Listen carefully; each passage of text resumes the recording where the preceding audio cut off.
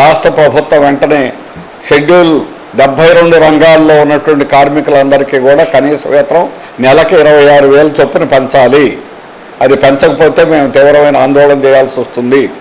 రెండోది, గత ప్రభుత్వం కానీ ఈ ప్రభుత్వం కానీ ఏ కార్మికులు కూడా పర్మనెంట్ చేయకుండా ఎంత చదువుకున్నా కూడా వాళ్ళందరితోటి కూడా చౌకగా పనిచేయించుకోవడానికి ఈరోజు కాంట్రాక్ట్ అవుట్సోర్స్, బదిలీ, క్యాజువల్ రకరకాల పేర్లు, ఈ పేర్లన్నీ మోసం, బోగస్, తప్పుడు పేర్లు పెట్టి ఈరోజు వాళ్ళు చేసే పనులన్నీ శాశ్వతమైనటువంటి పనులు.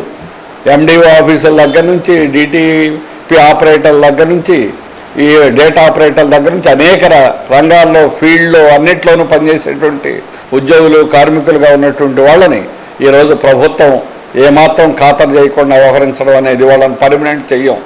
ఫిక్స్డ్ టర్మ్ ఎంప్లాయ్మెంట్ అనే పేరుతో వాళ్ళని సంవత్సరం 2 ఏళ్ళు నియమిస్తాం అని చెప్పి ఈరోజు లేబర్ కోడ్లు తీసుకొచ్చారు. కార్మికులు పర్మనెంట్ చేయకూడదని కేంద్ర రాష్ట్ర ప్రభుత్వాలు వ్యవహరిస్తూ ఉన్నాయి. అందువల్ల కేంద్రంలో ఉన్న బీజేపీ, రాష్ట్రంలో ఉన్నటువంటి ప్రభుత్వం ఇద్దరు కూడా కలిసి వీళ్ళకి అన్యాయం చేస్తున్నారు. స్కీమ్ కార్మికులకి జీతాలు పెంచడం లేదు, గ్రాట్యుటీ ఇవ్వమని కోర్టు తీర్పిచ్చినా కూడా అది ఇవ్వడానికి 3 ఏళ్ళు పట్టింది.